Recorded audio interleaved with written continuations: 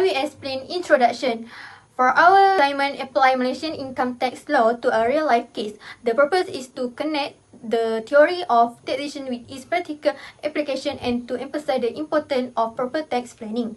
For this study, we focus on Mr. Muhammad Anai bin Ismail, a 58 years old TMB contractor from Perak, who is assessed jointly with his spouse. We consider his income from employment, spousal income, saving, goal, and dependent. From this profile, we calculate his chargeable income and tax liability. This approach not only gives us an accurate computation but also provide insight into how taxation affects financial management in practice. Next is methodology. The information for this case was collected through his son Muhammad Hazmi, who is also one of our group members. This family connection ensured that the financial data we received was complete and reliable. We used a combination of structured questionnaire based on our personal profile template and informal discussion to clarify detail. After collecting the data, we validate it against LHDN guideline and resolve inconsistency through follow-up discussion. As a result, we obtain accurate and trustworthy data that allow us to perform reliable tax computation. More importantly, the process helps us to how theoretical tax knowledge can be applied to real-life financial planning. That's all. Thank you. My name is Muhammad Hazmi bin Muhammad Anai, and I will continue with financial profile. Mr. Muhammad Anai is 38 years old male who works as a contractor in private sector and resides in Perak. He is married and has 5 dependents. His wife Puan Zubaida is employed as a guru kafa and earns an annual income 21,600.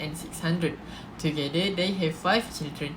In terms of his income, Mr. Muhammad Anai received a basic salary of 66,000 annually.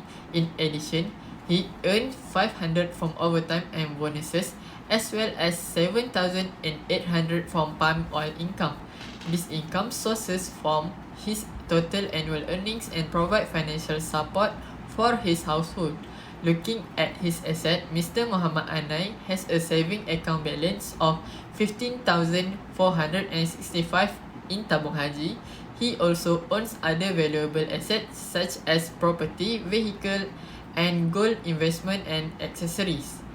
These assets are important not only for his current financial stability but also for long-term estate planning to ensure his family is secure in the future. Before I move on to the income tax assessment, I am Nur Anisnira binti Rosli. Now let's look at Muhammad Anai's tax payable for the year assessment of 2024. Now let's look at Muhammad Anai's tax payable. For 2024, his aggregate income came to RM95,900. This includes his salary, bonus, and also income from palm oil. Since his wife Siti Zubaida chose a joint assessment, her salary is also included in this total. But you don't have to pay tax on your entire income.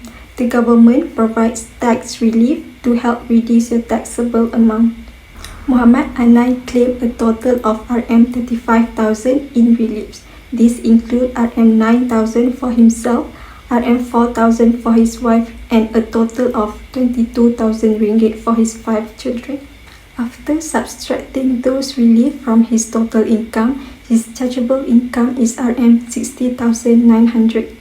For the tax calculation, using the LHDN tax schedule from 2024, the first 50,000 ringgit is taxed at a flat rate of 1,500 ringgit. The remaining 10,900 ringgit is taxed at a rate of 11%, which comes to 1,199 ringgit. This gives us a total income tax of RM2,699 ringgit. His final tax payable for 2024 is just RM2,531. This brings us to the next key parts of his financial life: zakat and obligatory charity for Muslims. There's zakat fitrah, which is paid during the month of Ramadan. In Perak, the rate is RM34 per person. Since Muhammad Anai is the head of household of 7 includes himself, his wife, and their 5 children, his zakat fitrah payment is Rm168. Next, we have zakat on income. We calculate this on his personal income only, which total Rm74,300. After taking into account certain deductions, his net income is Rm30,535. This amount is below the minimum threshold or nisab. For zakat on income, which is set at Rm38,626.81 by the Perak Islamic Religious Council. Thus, he is not required to pay zakat on income. You might be wondering about his other assets like savings and gold. Zakat can also apply here, but only if the value exceeds a certain nisab. For his savings account, balance of Rm15,465 is less than the Perak nisab of Rm38,626.81, so no zakat is required on his savings. What about his gold? Zakat on gold is required if you have more than 85 grams of unworn gold. Muhammad Anai only has about 24 grams of gold as saving, so he's not required to pay zakat on that either. And for his gold accessories, the amount is compared against what is considered a customary amount or uruf, which is 500 grams in Perak. Since his accessories weigh only 6 grams, they are well below this limit. Thus, he is not required to pay on this either. Before I continue with my part, my name is Nur Adana Farzana binti Muhammad Faizal. In this part of the presentation, I will focus on tax planning strategies that are most suitable for Muhammad Anai. The first strategy is contributing to the SSPNI account. This provides up to 8,000 ringgit in tax relief for each year. For Muhammad Anai, who has 5 children, this is very relevant because education is one of his biggest financial responsibilities. So, by saving in SSPNI, he can reduce his taxable income and at the same time prepare funds for tuition fees, books, or school expenses. This is more effective than a normal savings account since it offers both, which are tax savings and also future education fund. Now let's move on to the second strategy, which is participate in a private retirement scheme, or we can call as PRS. This scheme gives up to 3,000 ringgit in tax relief annually, and the benefit will extend until 2030. Since Muhammad Anai is 58 years old and does not receive a government pension, retirement planning is very crucial for him. So by contributing to PRS, he can reduce his tax liability while also building his retirement saving, and it will ensure better financial security in his retirement years. Thank you to Anis Munira. My name is Shazwani binti Shahrin, and today I want to share a reflection on a recent assignment that gave me and my group a deeper understanding of tax and zakat. Initially, we saw tax and zakat as a straightforward concept, but we quickly learned that they are far from it. For instance, we discovered different kinds of zakat, such as zakat al-fitr and zakat al-mal, each with its own purpose. We also learned about progressive taxation, where those with higher incomes pay a large percentage. This shows us that tax calculation involves more than just a simple deduction from our salary. So we have to account for our zakat payments and other exceptions.